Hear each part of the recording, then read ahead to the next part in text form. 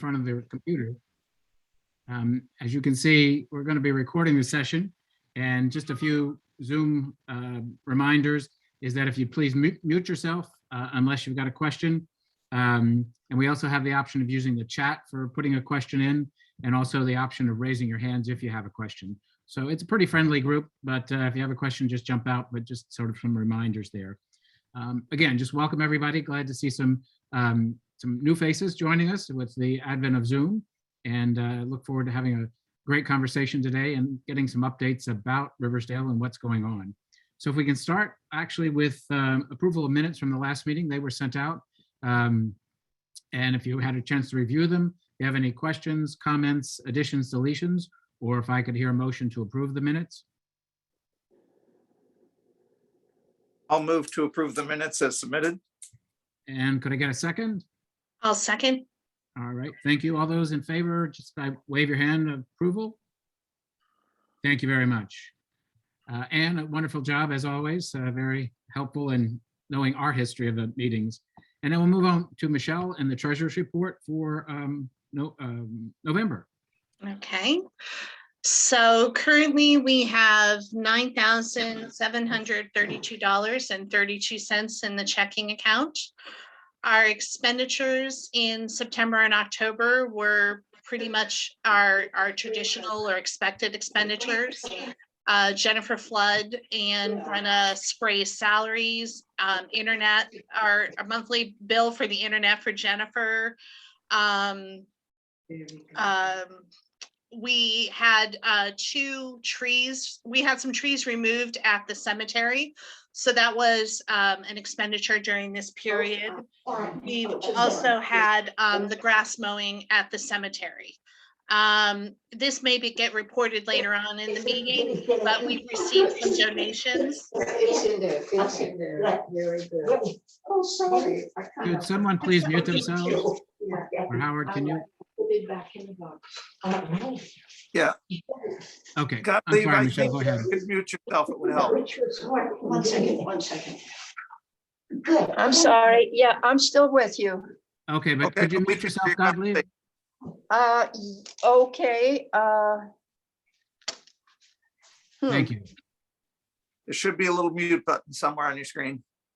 In fact, it's on my iPad and I don't see it, but Upper the right- person who came in is gone, so Okay. it's quiet All now. right, All right. Okay. Thanks. go ahead, Michelle. I'll just finish. This may get reported later on. We received some donations for an Eagle Scout project at the cemetery, Paul Marino. So the society has received some donations to for the benches and the outline of the church that was on the site that he's worked on as part of his project. In the upcoming month, we're going to have the same general expenditures. We'll be paying the bill for the tax return that was just recently submitted to the accountant, and also some just mulch for the cemetery. Great. Thank you, Michelle. Any questions or comments on the treasurer's report? If I could get a motion to approve I'll be happy to move to accept. and a second to the motion, someone please. I'll second. All right, thank you. All those in favor, again, just indicate by raising hand. Thank you. And let's move on then to Maya Davis, the director, who's joining us via the phone today because she's on her way to make a presentation. So I think Howard's going to assist in her presentation. Thank you so much, Patrick. Can you see my screen, Maya? I can't. Oh, I'm sorry. You're the one person who couldn't. Does everybody else see my screen? No, Howard. Not No, yet. not yet. Okay. Let me go back and do this again. Sorry.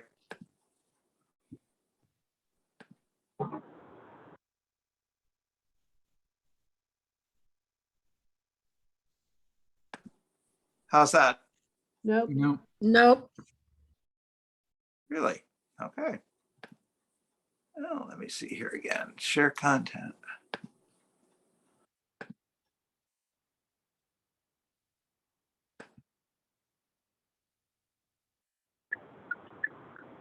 I see Broadway. I did. Oh, that's not what you're supposed to be seeing either. Let's see if this, oh, here we go. Let's try this.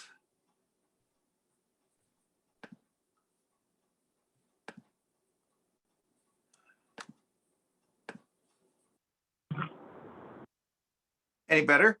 That's great. Yeah. Okay.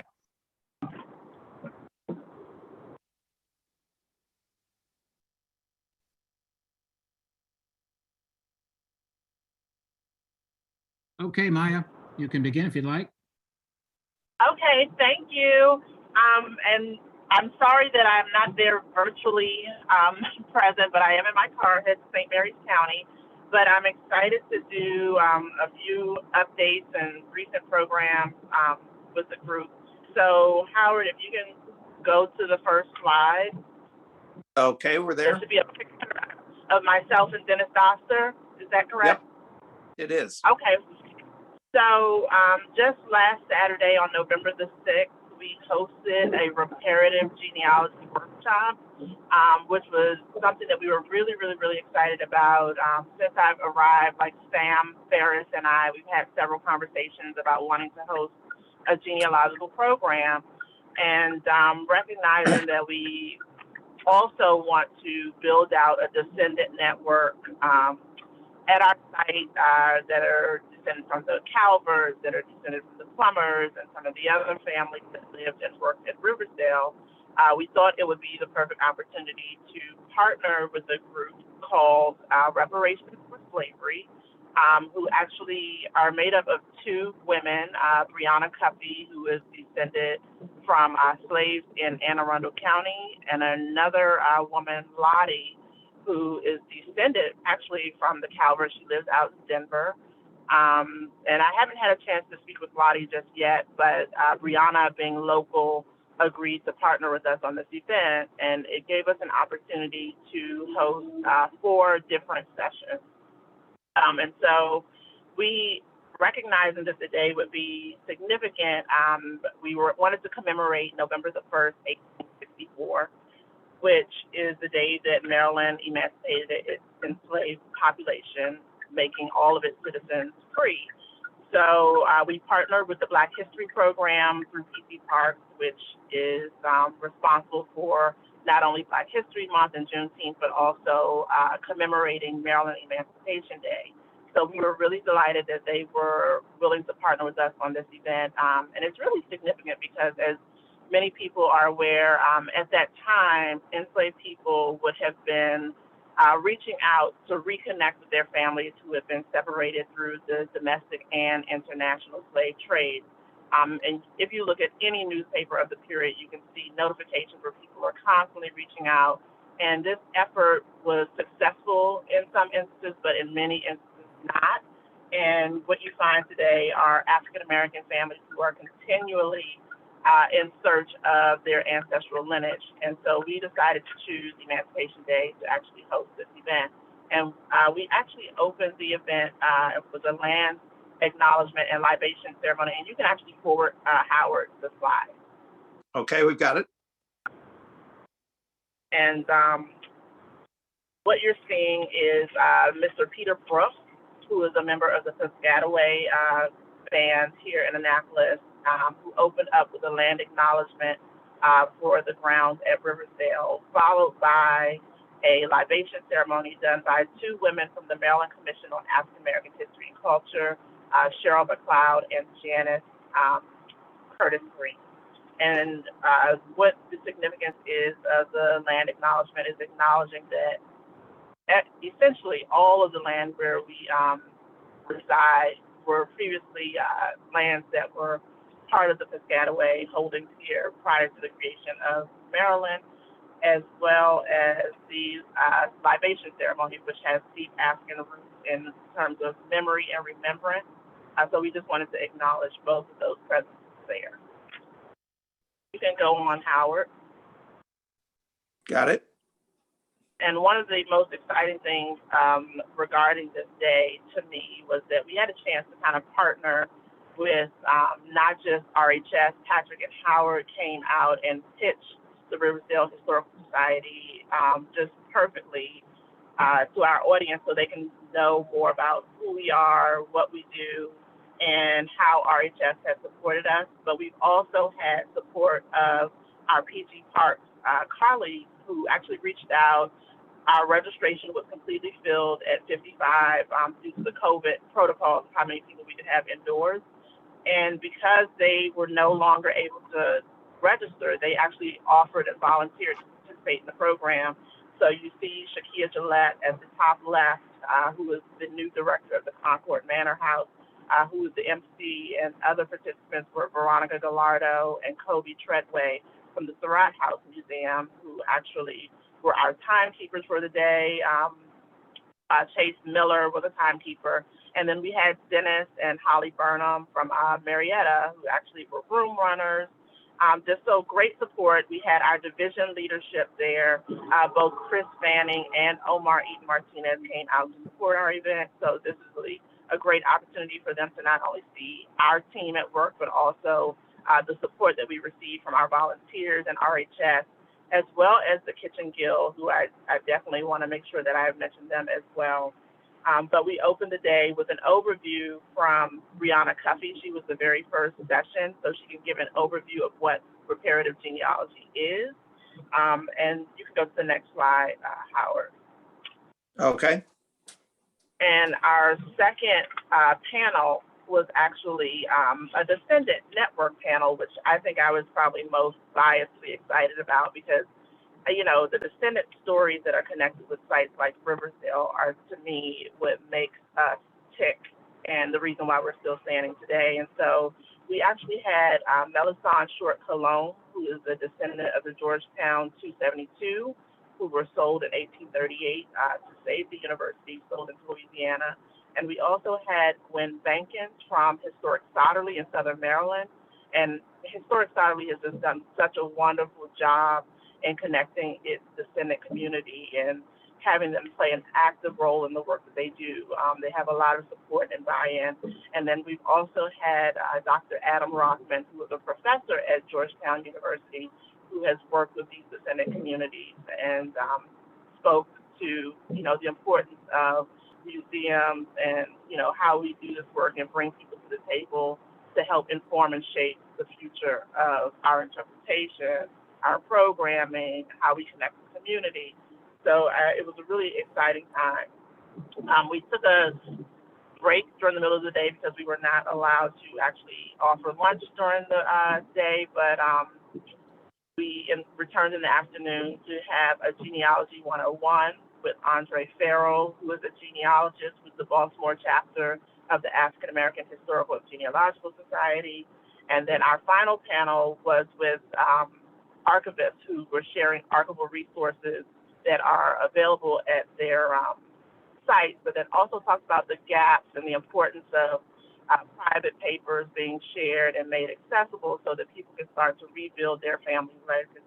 And that panel included Chris Haley from the Maryland State Archives, Micah Connor from the Maryland Center for History and Culture, and Lopez Matthews from the Moreland Spingarn Research Center.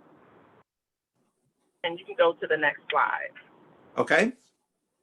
And I just wanted to make sure that I got a picture in there of Kitty and Aaron, who volunteered with the Kitchen Guild, and give Michelle Kretsch her credit for sticking it out in the gift shop. Our genealogists, I don't know how many were able to make it down there. They were so engulfed in the sessions that were taking place, but Michelle really came through and set up for us. So we were really excited to have Michelle, Kitty, and Aaron there. And I was able to taste some of their Maryland beaten biscuits, which were really great. And I mean, just a picture to kind of show you some of our guests. We had Linda Davis from Coming to the Table, and Sally Colella, who's a new volunteer who's actually offering to assist us with developing a descendant network. Sally herself is descended from both the Worthington and Warfield families, and really wants to see this kick off. And she lives immediately in our neighborhood in Riverdale Park and wants to do work with developing our descendant network. So we're really excited to have her at the table. You can go to the next slide, Howard. Okay. So now that I've finished talking about our reparative genealogy work, I'll give you a few Riversdale updates, and you can go to the next slide, Howard. There you are. We are currently working on our workforce exhibition with our team at Riversdale, including Sam Ferris, Jennifer Flood, Brenna Spray, as well as Lee Ryan, who was the delightful person who actually applied for the grant, and I'm really excited that she's at the table for this. And it'll give us an opportunity to expand on the enslaved narrative. For many years, the narrative has focused on Adam Francis Plummer and his family, but we know that there's at least 69 other individuals who would have worked and lived at Riversdale, and we want to tell their individual stories as well as their collective stories of experiencing being enslaved at Riversdale, and just kind of giving voice to the voiceless. That's why I intentionally include these silhouettes, because we know the Harriet Tubmans, we know the Frederick Douglasses, we know Adam Francis Plummer, but there's so many people who have been silenced, whether that be through how they were recorded in documents or not recorded in documents. If we could just get that information out there, and I believe this will also help us lead to building out our descendant network. You can go to the next slide, Howard. And Okay. so just to give you a look at our focus group, who is actually assisting us with pulling off this work, we have, of course, Reverend Jerome Fowler, who is a descendant of Adam Francis Plummer. It is very important that we have the descendants of the enslaved at the table. And as we don't have any, local and immediate contacts besides Reverend Fowler, he is the person that we're going to be working with. We also have Brenda McKelvin, who has been a volunteer with the Kitchen Guild, has done interpretation at other historic sites, and Mr. Chris Haley, who is from the Maryland State Archives and is the director of the study of the legacy of slavery in Maryland. And also he is a nephew of Alice Haley. His father was Alice Haley's youngest brother. And so they have a deep family connection with the history of slavery, not only in Maryland, but also in our country. And also Melisande Short Colombe, who I've shared with the descendant dialogue that we had at our Reparative Genealogy program. Melisande is descended from the Georgetown 272 and has been very active with the overall interpretation and information sharing for that project, and has been a huge representative and spokesperson for that group of descendants. And Dr. Cheryl Jennifer LaRoche from the University of Maryland, I've worked with her for many years, and she recently completed the ethnographic study of slavery at Hampton Plantation in Towson. So we definitely wanted to have her at the table for all that she has brought to the table from all of the different historic sites that she's worked with over the years. She's just absolutely amazing in the information that she brings to the table. And then finally, B. Smith, who is one of our longtime docent volunteers at Riversdale. This is one of our frontline people who connects with our audience regularly, and we really want that perspective to know, what's gonna bring people out to this exhibition and make them interested. What questions should we be asking to the audience? So it's just really great, and I think that having this group with such a diverse background will really help us do a great job of interpreting life and enslavement at Riversdale.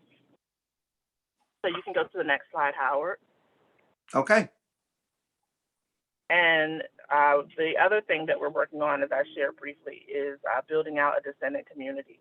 The descendant community networks are popping up at historic homes across the country. And we really are taking a lead from sites like Historic Sonderly and Montpelier and wanting to get buy-in and feedback from both descendants of slaveholding families as well as the enslaved. It's really about balancing the narrative, and as our division is actually set an expectation that all of our historic sites take on a new inclusive interpretation, we felt that it would be responsible on our end to actually start to build out a descendant network. And so a call was put out on Ancestry to people that we could identify that had names of the enslaved in their family trees. And we actually heard back from 3 individuals who are not local but are very interested in being a part of this. And so as we start, we are actually just in the information gathering phase of finding out like how people are connected to individuals at our site. And then we will figure out, once we gather a group, how to host a Zoom meeting or something that will be at least hybrid, if not completely virtual, so that we can make sure that this is accessible as possible to descendants of Riversdale. So as we build that out, we'll be reaching out to you soon. Go to the next slide, Howard. There you are.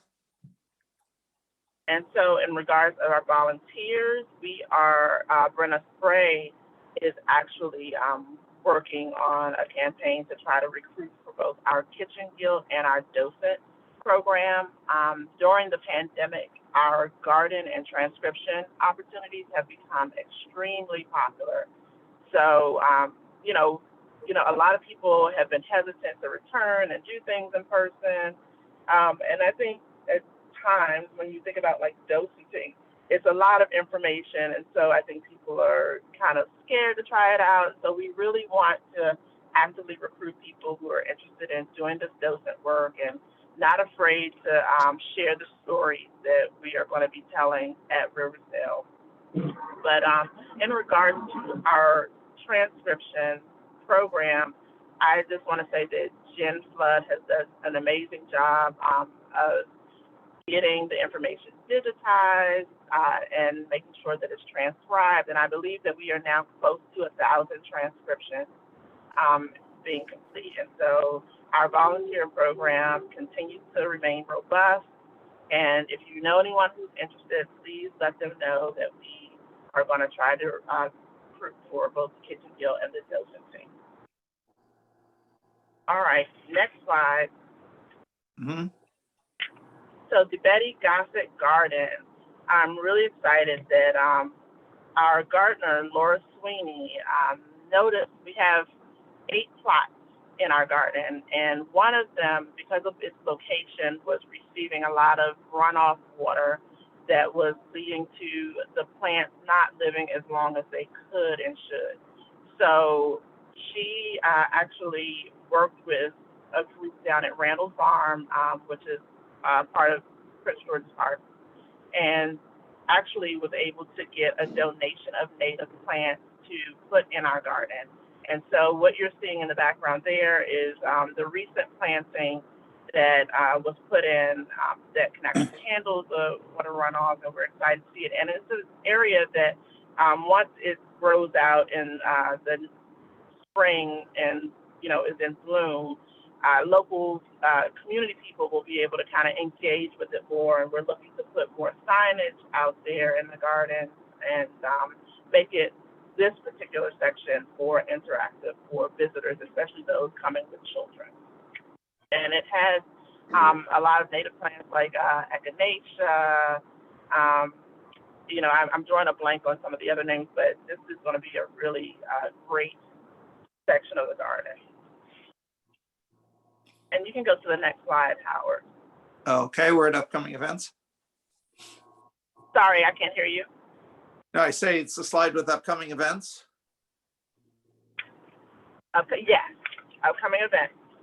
And so our next 2 upcoming events will be the Visit with Good Nicholas, taking place on Saturday, December the 4th. And that will again be in shifts with our COVID protocols. We are limited. I think that our max for each session is 35 individuals. So we will do 2 shifts, the first one being 10 to 11 and then 12 to 1. And then I'm also excited to announce that we will be hosting and putting on display the Maryland Emancipation quilt put together by fiber artist Dr. Joan Gaither. And you can see an image of it here, but it is really dynamic to see. And so Jen Flood has recently met with Dr. Gaither to complete all of the paperwork, and we're going to determine in the next week what date we're actually going to choose to select it. we wanted to put it up for November the 1st in commemoration of that day, but Dr. Gaither had recently had surgery and was unable to get it to us then, but is greatly interested in displaying it in the coming weeks. So we're looking to have it up between now and the Black History Month. And that ends my updates. I won't do anything about maps because I know Sam is here and she'll give those updates. But if anyone has any questions, please feel free to ask. Maya, thank you very much for that report done from your while driving. I hope everything was safely done, I'm sure. Yes.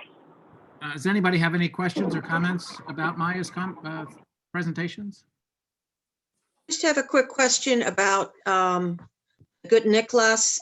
Is Joyce White going to be handling that with the foods? With food, not that I'm aware of, in terms of like serving food, because we cannot serve food right now. Oh, like I it's see. Prepackaged. Oh, I got Yes. it. Okay, the reason why I ask is that I have something for Joyce White, and I'm not sure when she'll be back at the house. So, She actually will be coming in December to change out our tablescapes, and I Okay. think it's in the early portion, but if someone can give you my contact information, just send me an email and I'll make sure Yeah. that I confirm the date that she's coming. okay, what it is that I have several mulberry trees in my backyard, and I usually gather mulberries that she can use with some of her dishes. And I've got them and they're frozen. I just have to drop them off, and then if at the house, and if someone could put them in the freezer, and then I can let Joyce know they'll be there. So, Okay, that is perfectly fine. all righty then, thank you. Thank you very Thank much. you. Patrick, Yes. if I can Yes, just make a comment, I'm sorry. You know, one of the things that I find so remarkable is that over the years, we've had such strong support from Calvert family descendants, and Ann Conger and Charles Broadwell, who are on this call, are incredible examples of that. Their involvement, their generosity, and as Jen will talk about later, as we continue to transcribe Calvert family documents that are on load from Dan Ray, we really find, not Dan, yeah, Matt Ray, sorry. Yeah.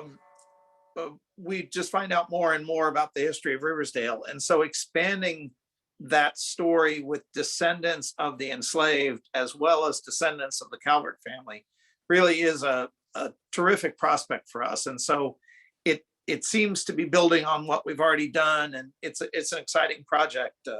Having been there at the Reparative Genealogy event, the interest that we're able to generate in Riversdale from other people in the community too is just really, I think, a real plus. So it's an interesting and a really productive new chapter we're headed out on. Thank you, Howard. And just to follow along with that, as also was at the Reparative Genealogy Workshop, one of our longtime members, Bill Long, many of you may have known him, unfortunately passed away just about a year ago today, but his wife was there and presented me with his written work. Bill Long was a descendant actually of the Plumbers through Cupid Plummer, and he's written quite an extensive genealogy background of his experience in finding his relationship with Cupid Plummer. And it all started because they were both members of the New York Avenue Presbyterian Church, where the early Plumbers were actually married. So it's an interesting story, and again, bringing all of those experiences together and telling the full stories. And also commented about the transcription process. One thing I just want to thank the members, because that is also made possible because your membership dues certainly help us purchase things for the collection, but also several years ago when we started this transcription process, we were able to purchase a high resolution scanner to take care of these documents so that they are preserved for well into the future. But again, that comes through your membership dollars to help us with that program. And speaking of memberships, just wanted to give you a little update. We currently have 136 active members in the society, 33 of which are direct descendants of the Calvert family. And we have most recently received an additional member from Canada, who is one of the Calvert family descendants through one of Benedict Swingate's brother. So kind of an extended family there, but we also welcome them to the table. But that membership came through our website online, which we'll talk about in a few more minutes, has been updated. So now that you can join and also renew your membership online and also stay a parent of our newsletters. And hopefully everybody's received their most recent newsletter, and that will be online eventually. What we're trying to do is hold that for members, and past newsletters then will be up for general public viewing. So with that, if no other questions, we're going to go to Samantha for an update on the museum assessment program that we've been involved in. Samantha? Hey, good morning, everybody. It's nice to see so many faces. Some of you might be aware of the museum assessment program. This is something that is done through the American Alliance of Museums. They began it in 1981, I think, and there's a number of different assessments you can do. There's ones that relate to the board, ones that relate to collections, education. The one that we are in the process of undertaking is the community and visitor engagement. Even prior to COVID, in embarking on this was something that staff and RHS had kind of mulled over and talked about over the kind of year leading up to that. And one of the silver linings of COVID is that we kind of had some time to really dig deep into what our community really looks like and what our engagement goals were, and take a step back from the constant programming that we're normally doing. So over the past year, a little bit less than a year now, we've been working with a number of our staff as well as members of the Historical Society to go through a series of workshops, of questions, of discussions that really have allowed to hone in on what our community looks like, and consistently come back to this idea that we have this aha moment that community not necessarily mean audience. And right around Riversdale, we have a heavy Latinx population, and we know that we're not necessarily reaching that audience. So we've had a lot of conversation about what we can do and what are some small steps we can do, and then larger steps that we can embark on kind of at the end of this process here. In addition, we've also talked a lot about re-engaging and engaging new descendants. So some of the things that Maya spoke about were ways that we've already kind of started implementing some of those ideas. And just a couple of weeks ago, when we completed one of the parts of the MAP assessment, and that was our peer review. We were lucky enough to have George McDaniel.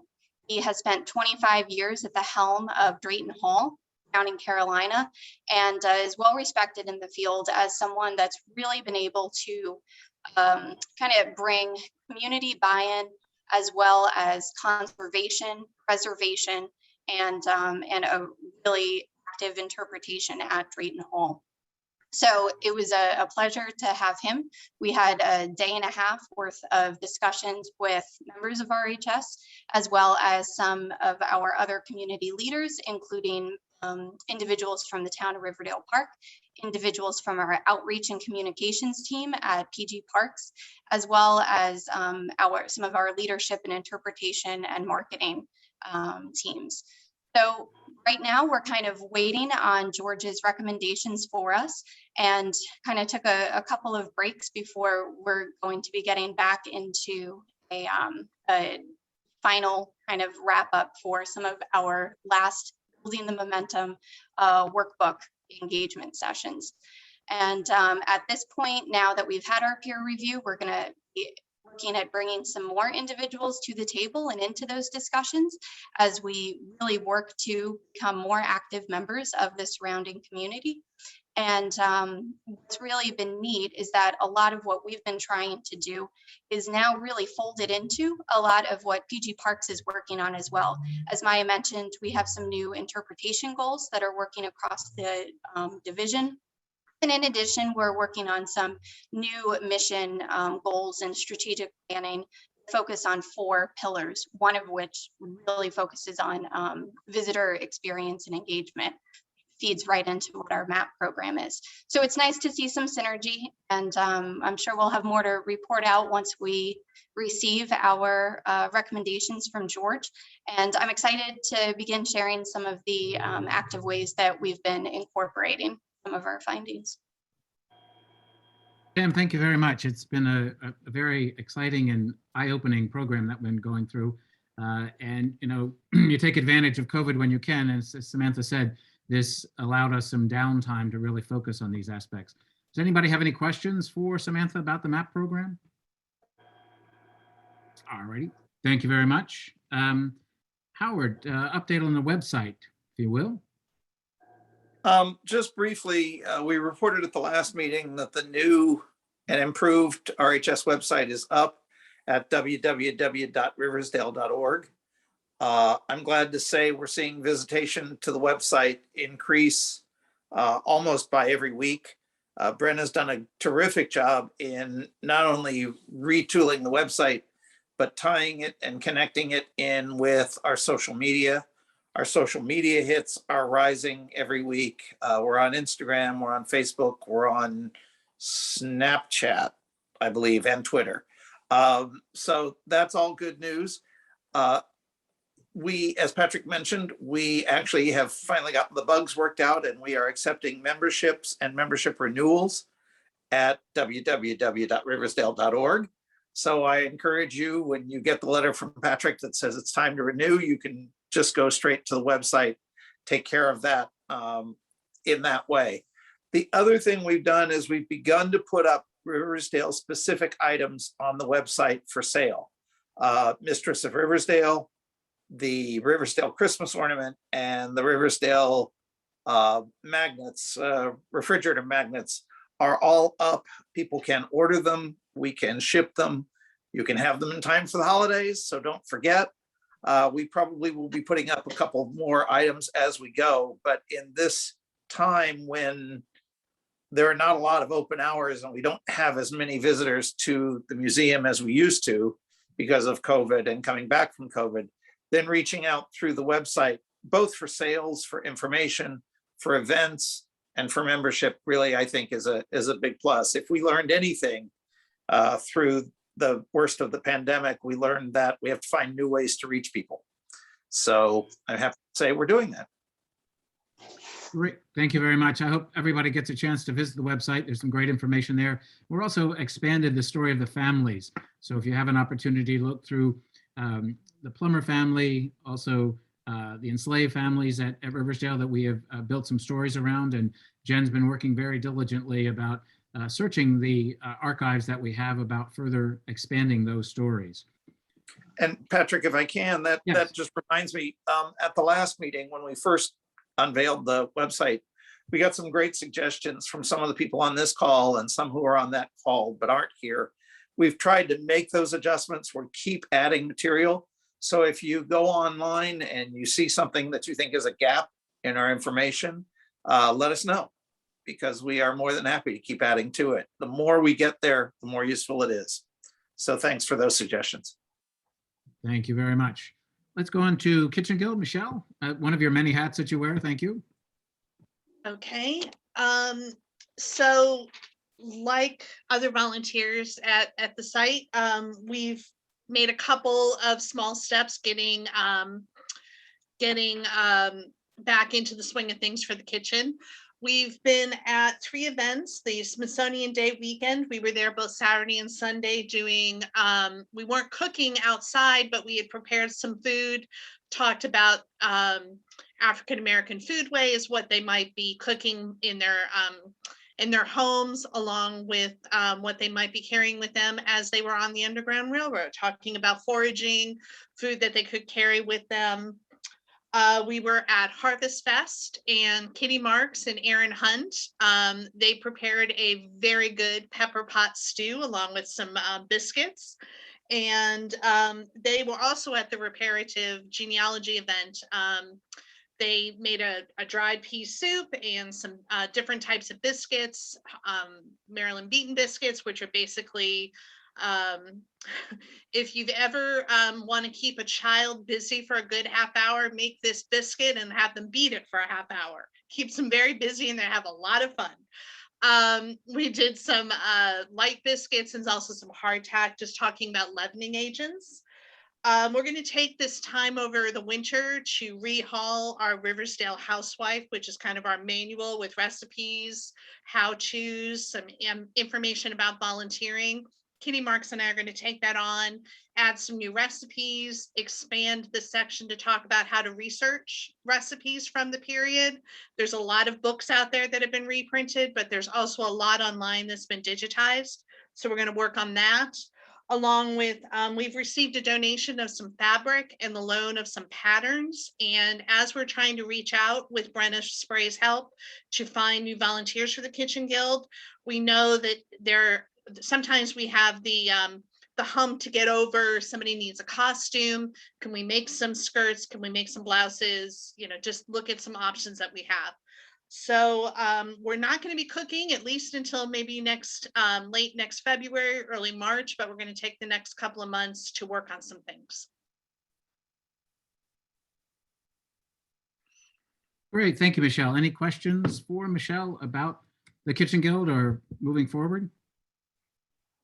All righty, thank you. Oh, and you had a question, Janet? I was just going to say, since they were talking about maybe making some more clothing for Kitchen Guild volunteers, keep me in mind because my part-time business is making historic clothing. So Michelle, you're muted. I apologize. We'll definitely be reaching out to you, Janet. Yeah, I'll have to wait until I'm supposed to get shoulder surgery sometime in December. And then after that's taken care of this spring, I should be able to get back at my sewing machine again. Okay, thanks a lot. I'm going to You're write that welcome. down and we'll follow Okay. up in the near future. Okay, then great, thanks. Thank you very much.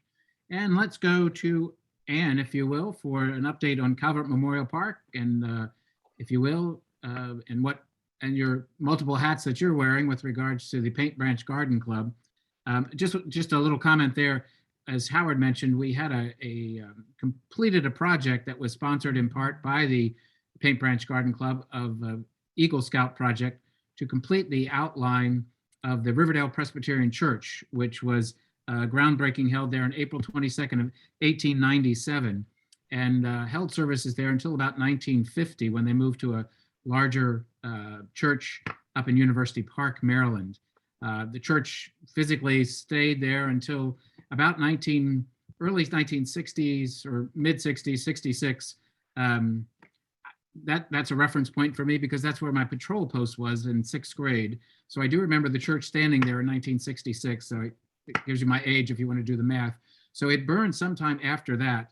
And it is also the final resting place of George and Rosalie Calvert, their 4 infant children, and Charles Benedict Calvert, and one of his infant sons. So Anne, if you would like to give any further information about what's going on at the park through the Paint Branch Garden Club. I know there's a contingent up there today, actually. Yes, there is, Patrick. Thank you. I'm reporting on behalf of Beth Alvarez, who is our Paint Branch Garden Club member, most active in organizing the volunteers that we have there at the park. Beth usually has a group there on a weekly basis.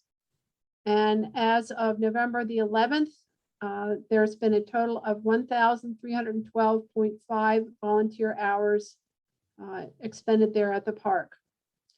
Since the last report in September, volunteers have planted 6 butterfly weed plants that were purchased with District 1 of the National Capital Area Garden Club's grant. The District 1 clubs received $100 as an initiative grant. So we decided to purchase some native plants with those funds to plant there. We also planted 50 plugs of golden ragwort, which Beth donated herself. They've transplanted a number of items from beds bordering the fenced grave site. The daylilies went to the northern perimeter. Ornamental grasses were placed in the bed near the witch hazels in various locations. And the abundance of black-eyed Susans was thinned out and those were moved to the bed where the grasses were removed. On October 21st, as Michelle mentioned in her finance report, the Save a Tree Company removed 6 trees, a large cherry on the western perimeter, the mulberry that was leaning over the fence from 4605 East West Highway, and there were 6 trees growing in the chain link fence on the eastern and southern perimeters, and all of those were taken down. And what could be chipped by Save a Tree on the site was chipped into mulch, which has begun to be spread. On October 30th and 31st, and also on November 4th, there were 34 volunteers from the Boy Scout Troop and the Paint Branch Garden Club who spread brick pavers in the approximate outline of the Riversdale Presbyterian Church, which Patrick just mentioned. This was an Eagle Scout project by a young man named Paul Marino. Paul is the son of Danielle Brabazon, who is very active in District 1 of the garden clubs and has volunteered with Paint Branch at Calvert Memorial Park. And Paul accompanied Danielle on many visits last summer, not this past summer, but the summer before, and became interested in adopting the park as his Eagle Scout project.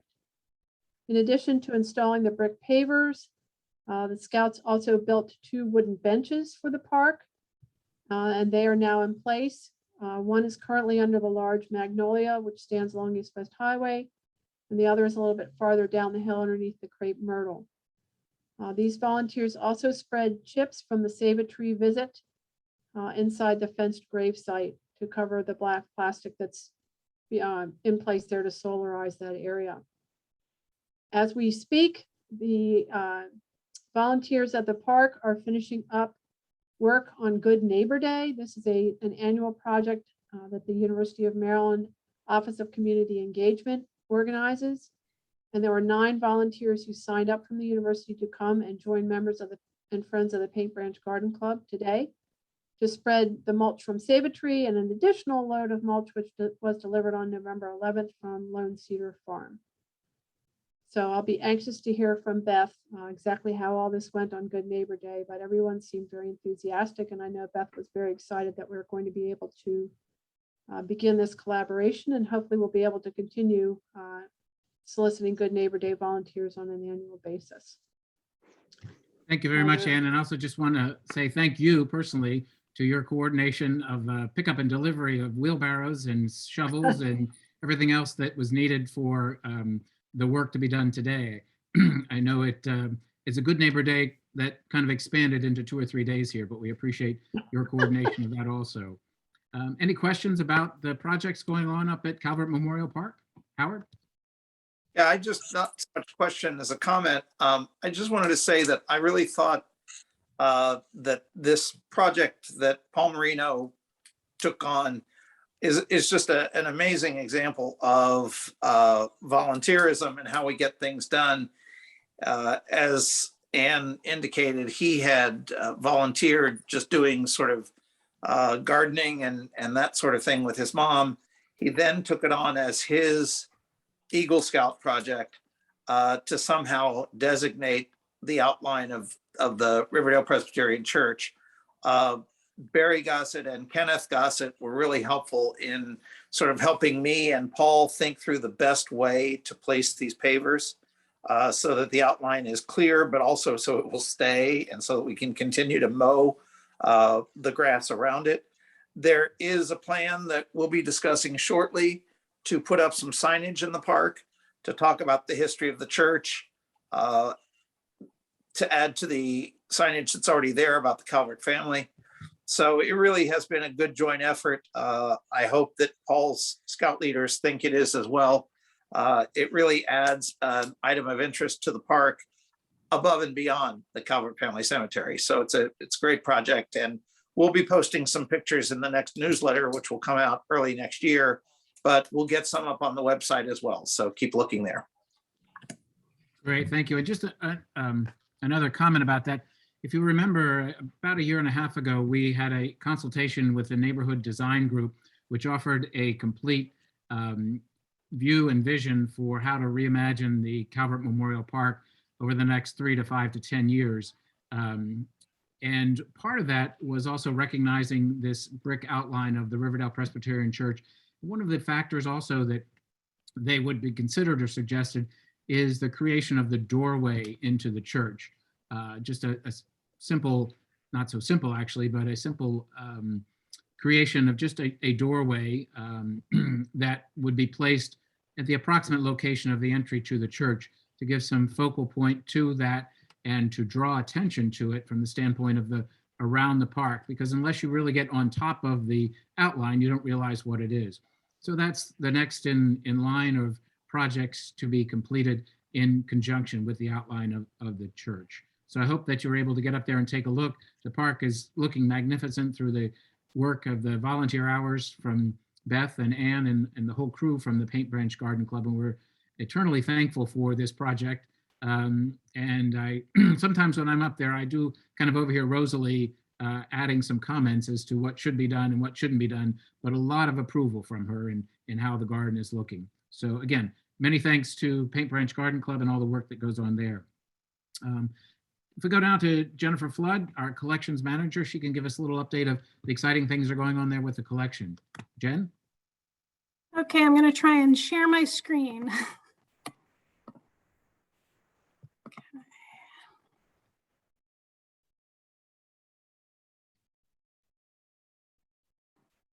Great, Is it up? looks good. Yep, it's up. Thank you. Okay. So I pulled this document to highlight what we've been hearing about earlier in the meeting about trying to expand our narrative through the enslaved. So again, we're looking at the Calvert family papers on loan to us. This is one example because we are trying to tell a more inclusive and complete narrative. So this image that you see is, I have not started, hold on. Sorry about that. Is that better? Yeah. Okay. So this document is a bill that was sent to the executor of George Calvert's estate, who was his son, Charles Benedict. And it is requesting payment for a number of clothing items that had been purchased in June of 1837 by George Calvert, about 6 months prior to his death. Hold on a minute. The items were purchased by from Enoch Tucker, who was a merchant tailor whose store was located in downtown Washington between Gatsby's and Brown's hotels on the north side of Pennsylvania Avenue.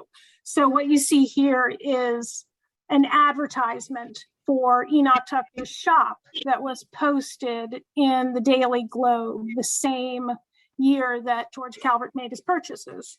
So again, this was posted January 3rd of 1837. And then the two images are Gatsby's Hotel and the Brown's Hotel, which is, he was located right between there, which is basically down between the Capitol and then the president's house. So again, going back to the document we're talking about, we're using these to try and find as much information on the enslaved community and the individuals as we can at Riversdale. So this document is an example of that helps us. So you can see underlined in orange here, some of the items that were purchased, in addition to a blue cloth frock coat and some pants, were three green cloth coatees for servant Elias, servant William, and servant boy Thomas.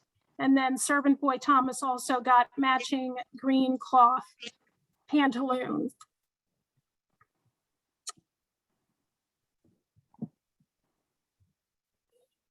So for those of you who may not know, public-facing servants or enslaved individuals who worked in the household, such as footmen or waiters, they wore suits called liveries. So the image here is an example from the historic New Orleans collection, just to give you an idea. So the term coatee is referring to this type of uniform coat or jacket, which was waist length at the front and then it had the tails behind. So footmen, valets, coachmen, they were often clothed in livery since they were seen as reflections of the owner's wealth and the status that they had. So the livery coats were often ordered from high-end companies such as Enoch Tucker, from where George Calvert purchased the items for Riversdale. So again, on that receipt, we had three names. We had Elias, William, and Thomas. And these names next appear in the 1838 inventory that was taken after George Calvert's death. So this is, again, the following year. So Elias, the information we learned from this is the ages and the assigned valuation. So from the receipt we just saw, that receipt tells us these gentlemen were household servants. They weren't field servants. So now we know Elias was 23 in 1838. His valuation assigned was $700. William was 31 years old, also $700 value. And Thomas was just 15 years old at the time. And his value assigned was $500. So then we keep looking. And again, these documents that I'm showing are all items that are on loan to us from Matt Ray, a Calvert descendant. So it's, again, I really want to highlight how helpful it is when the Calvert family has been in sharing and we're able to kind of find out just these little clues are such a huge help in telling our story.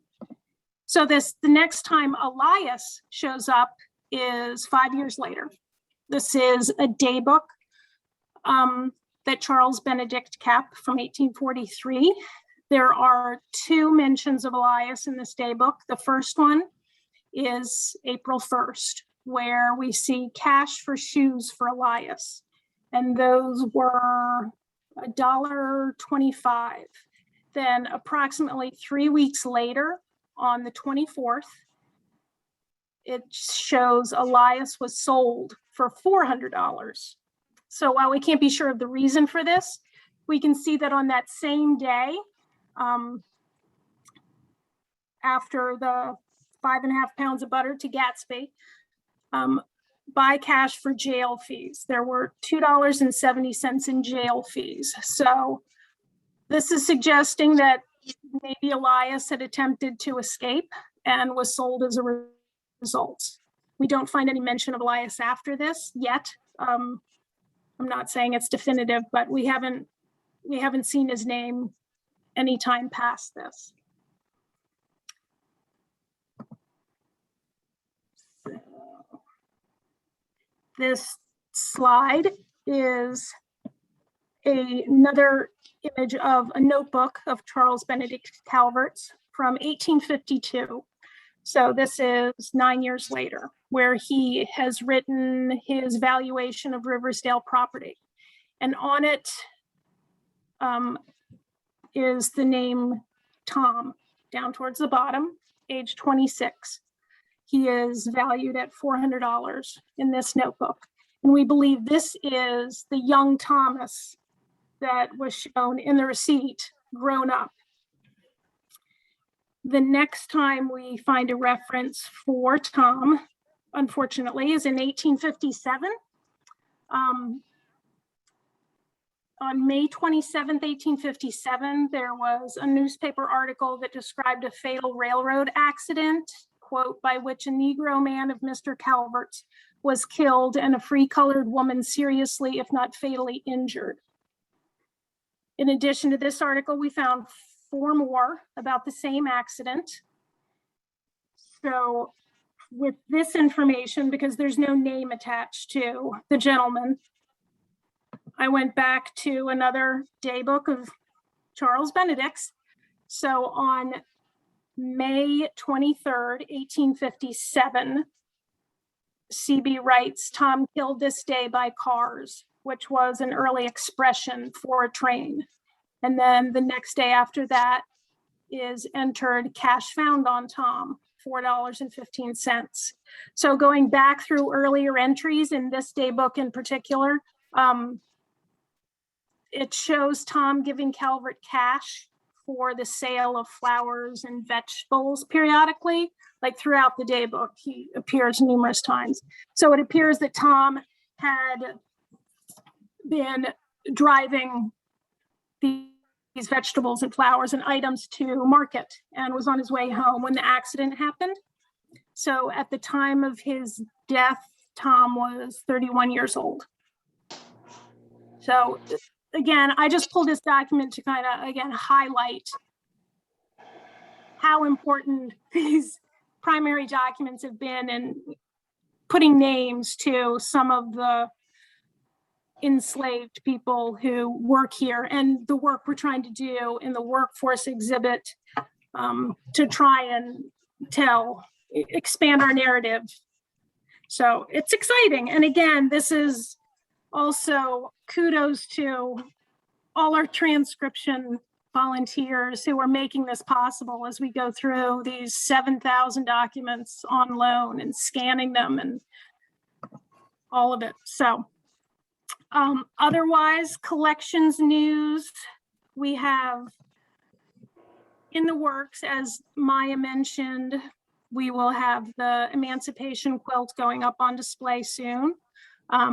We also have had a donation offer of 6 Baltimore painted chairs. We do have some already in the collection, but the 6 that are being offered now are very close to one of the accessions of 4 chairs we have currently, which would make a near identical set of 10. And we know from the 1838 inventory that there were 24 black chairs here at Riversdale. And then from the 1876 auction catalog, after Charlotte Calvert's death, there were 10 ebony and black chairs. I know ebony and black's the same, but that's how it's listed. There were 10 here at Riversdale. So it would make a near identical 10, such as were still here in 1876. We have some additional black chairs in addition to those 4 that I mentioned. They're in need of conservation, and the ones that are being offered stylistically match better. They're in better shape.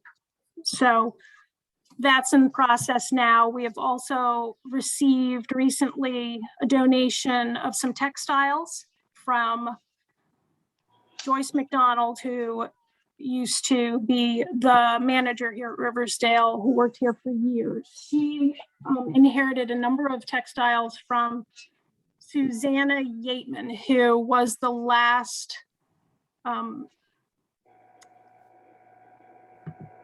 resident of Bostwick. And the number of, these are all pre-Civil War textiles, a number of them dating right to, say, 1810 to 1850. So what we have accepted are a washcloth, 2 bolster pillowcases, 2 sheets, and a coverlet, with the intention that, again, as we develop our interpretation, we can use these items for our planned interpretation of Will Scott, one of the enslaved coachmen here at Riversdale. We're hoping to incorporate those items in that display. So that is the collections update.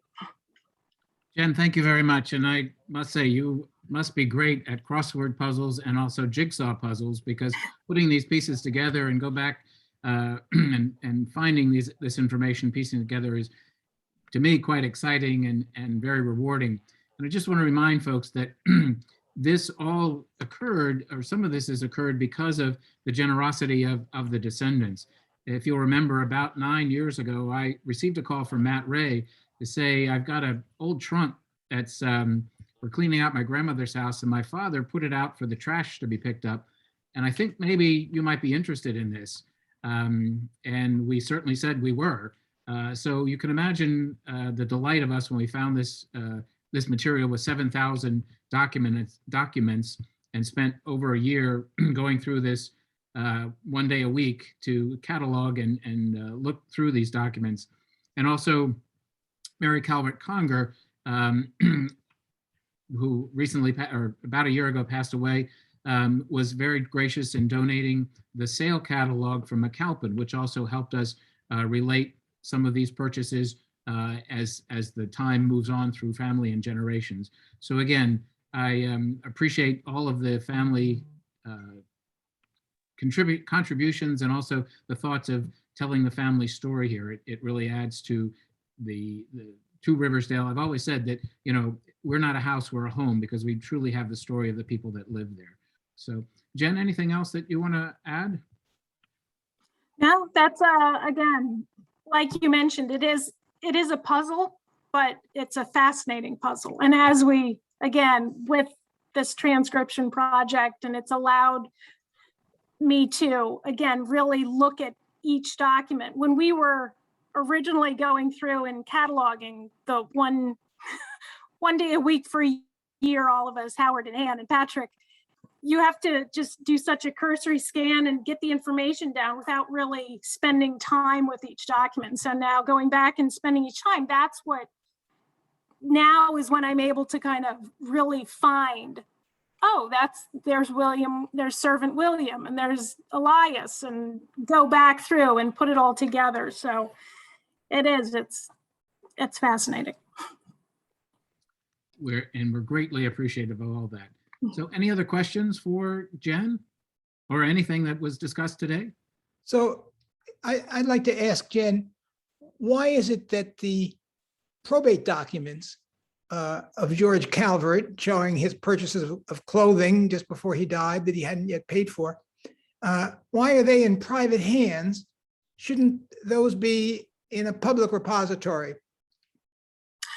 Well, again, it's just like your personal items. You know, your descendants inherit them, and then they get stored somewhere and tucked up in the attic, and they may get forgotten, and then it loses the connection. So again, these documents say we can trace the line where George Calvert, then Charles Benedict inherited them, then it went to his son George Henry Calvert, and it goes down that way, and you just kind of, it's all in a big trunk, and it just got passed down. So, well, what I'm thinking is, if these documents exist in private hands, they may not be exclusive copies. There should be public copies of probate records. Some of the information there is. Yeah, some of the information is, I mean, like the 1838 inventory, we had the majority of that information, but what we found in this trunk was the original notebook that the gentleman seems to have walked around the house. And from this document is what he submitted to the court. So there's additional information in the 1838 book we have that was not submitted. So some information, yes, it's kind of not redundant, but it backs up what we found online. But there's a huge amount of information that is not publicly known. So it's wonderful that, you know, Matt Ray was willing to share it with us, and we're able to gather the information and use it. So we're just very, very thankful for that information to be able to put this puzzle together. As we move forward, I'm sure that we will find more information and be able to share it and expand the stories there at Riversdale. Yeah. Howard, you had a hand up Yeah, there? Charles, I just wanted to add to that. When Matt first handed off all of these documents to us, he did so on the condition that he would retain ownership and that they would be on long-term loan to us. And as Jen said, it's been nearly 10 years now. We've asked him a couple of times if he's interested in actually giving them to the society, because then we can do a lot more with them. We can make them public. We can get these digitized transcriptions out to the public. Now, when we do all of these things, and even when we include some of the original documents and exhibitions, we always have to go back to him because he still owns them. So we're hopeful that he and other family members over time will decide that the right place for them is exactly where you say, it's in the public domain, so that scholars and historians and just interested, curious people can get to them. So I think over time, we've seen a lot of these documents. I'm reminded back, 45 years now, when Rosalie's letters were discovered. Those were still in family hands. And it was only when they allowed us to publish, and Peggy Calcott wrote the book on Mistress of Riversdale, did anyone outside of the family ever see them. So sometimes it's a long process, but we hope we're going to end up exactly where you suggest they should be. So it might be current family members may not want to have things published in their lifetime because of documents are about the slaveholding people, and they may just not want to have that connected with them now, may just wait until maybe after they've passed, or a certain time period after they've passed, because it brings back unpleasant connotations. And it's just, I think maybe just being a little sensitive with that, because more and more people are finding out, oh, great grandpa was in the Klan, or I have ancestors who owned slaves. And if any of you have seen the program with Dr. Gates about researching your roots, there's one program, I believe it was with actor Ben Affleck, that will not be shown, because when he found out that he had slaveholding ancestors, he was so embarrassed, he didn't want it to be made public. So it may be just, you don't want to have that following them and attached to them until maybe they've passed on. Again, Jen, thank you very much for your, as always, excellent presentation and involvement in our collection that continues to expand, which I'm very excited about. So are there any other questions that we could share here? Or I do see another question about the location of the family cemetery, if it was located near the Northwest Branch. It is not. It's about, I would guess, maybe 10 blocks from the river, the branch. Sits up on a hill. It is located right next to the town center, where the railroad station is, if you will. And it's probably a half a mile from the mansion itself, to the northwest direction from the mansion. So if there are no other questions or comments, I think we've come to the conclusion of the agenda, and I certainly appreciate everyone being aboard today. As we said, this has been recorded, and we will post it on the website as soon as we get the technical aspect of that worked out. And hope that you all have a great rest of the day. It seems like a beautiful day. Howard, I'm sorry, you have a question? Patrick, before we go, Ann Conger just asked if we can give a little update on the mirror restoration. And I thought while everybody was still on the line, we'd ask Jen just to give us a status on that. I do hear Bruce Schlettinger, who is the conservator. He does send me updates. The holdup is he is trying to find appropriate panel replacements, and the thickness and the size, and it's been very difficult for him to find. So it's basically like the rest of the country right now is getting something. So again, it's still in process. It's just a matter of him trying to find an appropriate glass panel thickness and material wise that's holding up the completion of the mirrors. But the actual frame restoration has been completed. That's completed, yes. So the next time he sends, those mirrors may be sitting on a ship off the coast of California somewhere, or who knows where. But once they're here, we will have them, he'll finish the process and certainly have a, depending on COVID restrictions, again, some type of unveiling of the mirrors or certainly a presentation and opening exhibit of the mirrors once they are complete. Yes. Anything else for the good of the order? Well, if not, again, I thank you all very much for participating, and if you have time, please, and the availability, stop by. We have a wonderful exhibit going on called A Man in His Land, which is Charles Benedict Calvert, based around the sides map up in the, as we call it, the yellow bedroom. And Jen's done a wonderful job of curating that exhibit. And so if you're in the area on Fridays or Sundays, it's available. And it also, there's a very nice article in the newsletter about that exhibit. So again, hope you're able to stop by Riversdale at some point in the future. Howard, again. Patrick, did you want the executive committee to stay on the call for a few minutes? We do, yes. Okay, All thank right. you. Again, Okay. thank you very much. We'll see you soon. Thank you.